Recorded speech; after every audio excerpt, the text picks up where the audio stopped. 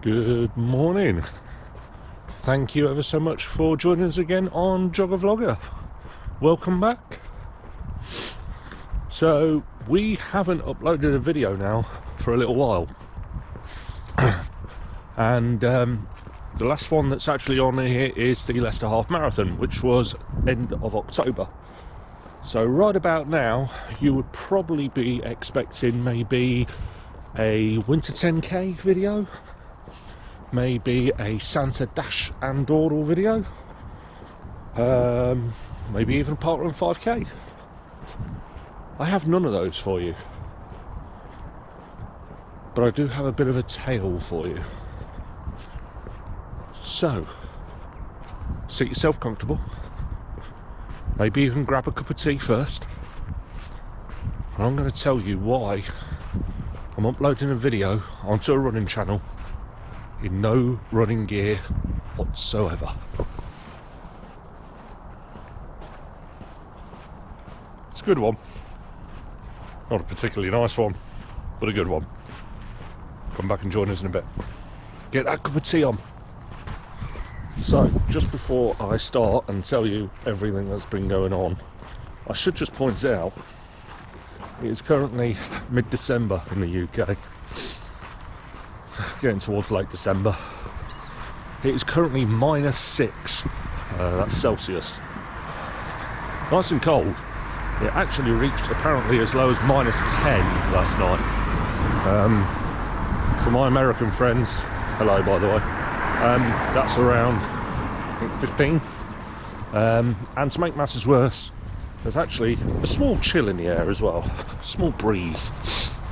So -6 is feeling more like about -8 at the moment, but there we go. If you think this is wonderful winterland, by the way, in the UK, you can see plenty of ice. It's not snow, it is just ice. It's frost. It's very, very slippy underfoot. But there you go. Welcome to the ever-changing climate of the UK. 6 months ago, by the way, we recorded our hottest day in the calendar for about 40 years, when it reached 42 degrees Celsius. I don't get how in 6 months we can go from 42 degrees to -10 overnight. Hey ho, there we go. So, let's tell you what's going on. I'm not running, as you can see. Obvious Statement of the Year award, just won by me. What actually happened? So, we've done the race, Leicester Half Marathon. If you haven't seen it, link above. After that, a couple more weeks, and I went on a family holiday. Took the little one, took the missus, and we went to the most magical place on earth, apparently. Certainly most expensive place on earth at the moment, thanks to paying for everything. We went to Disney World. Now we were meant to be there for 2 whole weeks, and we got to stay at the Polynesian Hotel on the monorail link. We got tickets for all 4 parks. We even had some tickets for special Mickey's Christmas party thingy-majiggy, whatever it is. Never done that before. We were really looking forward to it. And the first, what, 2.5, 2.75 days were amazing. Let's stick some photos in.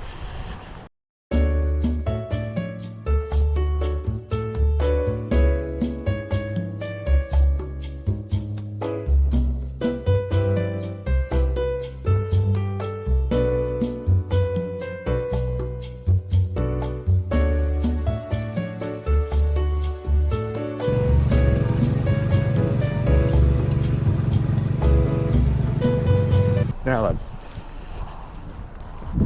something happened on our third full day. Saturday doesn't really count, we don't land until about 4. On our third full day, we are due to go to Epcot. And I woke up in the middle of the night with blinding pain down my left hand side. After about half an hour, it kind of died off a little bit. So get back to sleep, wake up in the morning, see how it is. I'm still feeling pretty bad. It's kind of in and out. So the wife very graciously tells me, let's not go in today, let's just see how you get on, see if you can recover. But me, being Mr. Stubborn as I am, no, we can do this, we can do Epcot still. I'll be absolutely fine. If the pain comes, I'll just stand out for half an hour, I'll just go and sit on a bench. So, as we normally do before we leave the hotel, everybody uses the facilities to make sure that we don't need any particular toilet breaks whilst we're queuing for the monorail or to get entrance into the parks. And when it's my turn to go to the facilities, I literally just passed blood. Nothing else, just blood. At which point, I know there's a big problem. Now I'm 40. I know, I don't look it. I look much older. Thank you. Beat you all to that. I had never had a pain like this before. I know I'd never had that experience before of going to the toilet. And I basically told the wife, and yeah, she's absolutely right. Get yourself to an A&E. So I did. First A&E I went to, we don't accept travel insurance. $365 plus tax, just to see you. No medication, no scans, no nothing. But thankfully they could refer me on to a hospital that did. So we went there. Trying to insert some nice holiday snaps as I go along, by the way. So it turns out I have a kidney stone. Never had one of these before.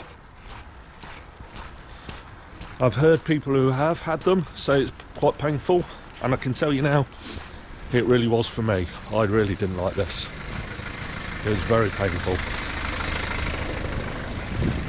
Now, whilst I was over there, I got told, here's some medication, come back if it gets any worse, but you should be able to pass it. So the Wednesday, we go around Animal Kingdom. Okay. Happy days. I feel okay under the medication. By Wednesday night, absolute agony. And I'm still passing blood. So back in I go over Wednesday night. Very kind doctor told me I've basically got two options. One, he can prescribe me some more drugs, but they're only good for 3 days because of the strength of them. If the pain comes back after 3 days, of which we've still got probably about another 8 days at that point still to go to the holiday. If the pain continues after those 3 days, you have an operation. And you could be out here for about 5 weeks, give or take. Now 5 weeks sounds fantastic when you're on vacation, but not seeing the inside of an A&E. Or you could try and fly back to the UK. They'll issue you, they'll issue me a fit to fly just to get me back.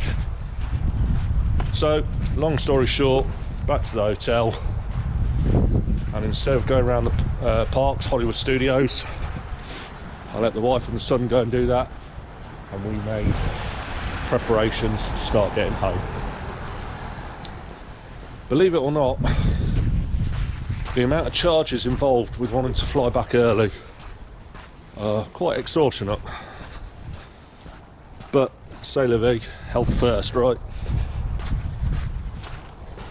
So we fly off Friday night, land Saturday morning in the UK. I had a 2.5 hour drive home.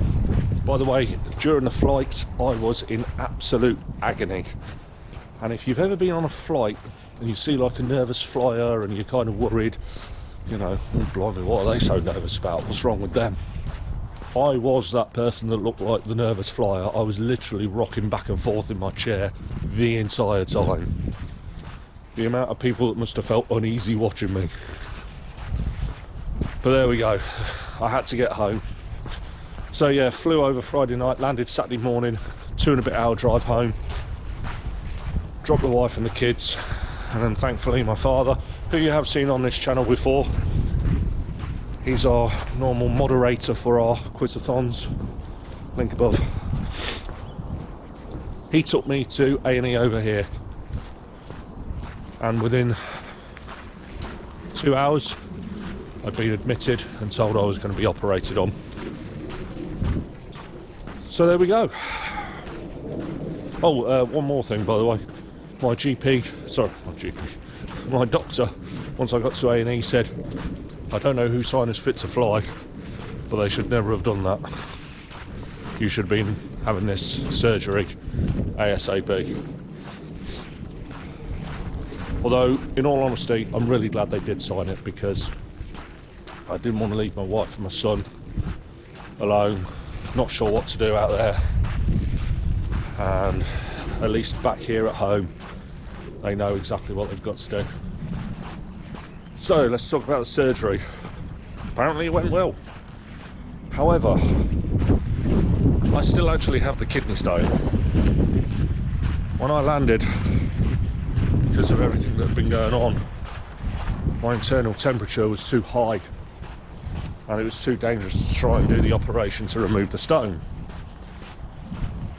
So they had to put a stent in me, which basically helps my kidney function the way it should, whilst leaving the stone still in me. Now there's plenty of you can do this, you can't do that information that you're told. One of the things I've been told, you are not allowed to run.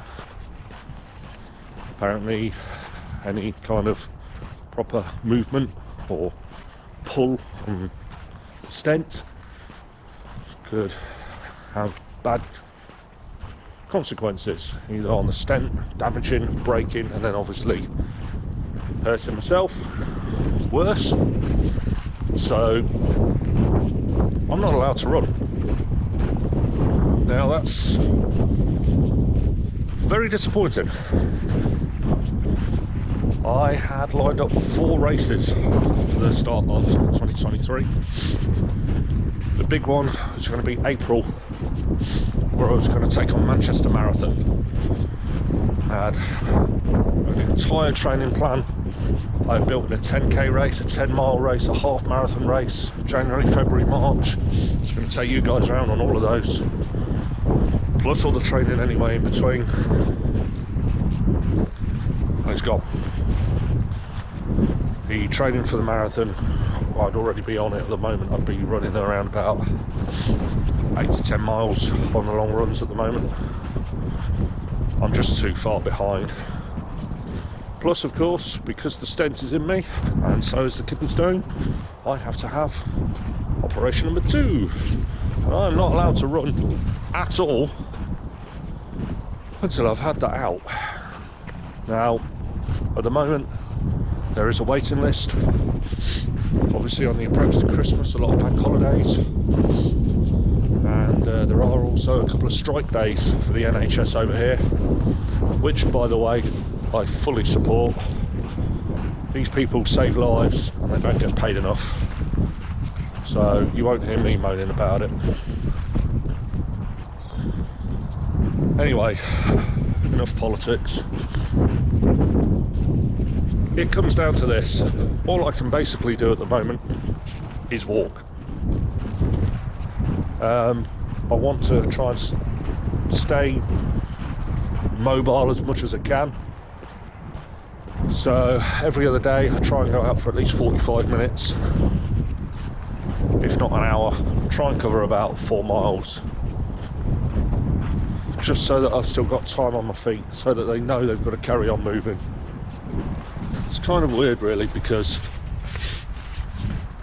this time last year everything was up in the air about running as well. I was meant to be 2 weeks from doing Dopey, but we still had all the international issues with flying, COVID, would I pass a test, would I pass a test to even come back out of America?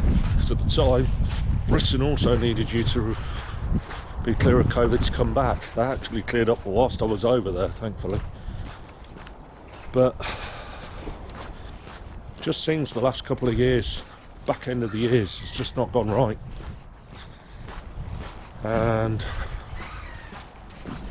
don't get me wrong, I'm so thankful that I still have my health. I'm really thankful that there you are, look at this, look. Nice big ice puddle there. Won't have my health if I keep slipping on these things.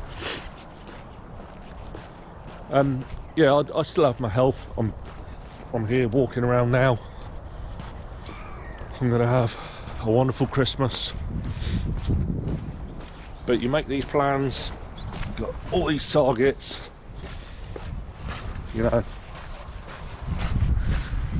will it come back?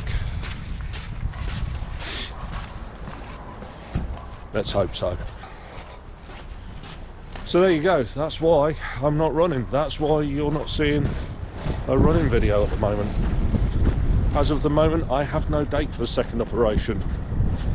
I also have no idea how long I'll need off to recover from it. I've not been told any of this. I know it will be the new year. They've told me to anticipate January, but it could be longer. So we've just got to keep going on our walks for now. I will say one thing. Before all this happened, I was dramatically falling out of love with running. I'd kind of hit my target that I'd always dreamt of when I'd done Dopey 2022. That was always my ultimate goal. Completed that. So happy I'd done that. And now there's not a lot more in the tank after that. I've been going through the motions. Yeah, I'd done some half marathons. Didn't really train particularly well for them. It's the half marathon shown, really. I just hadn't done enough.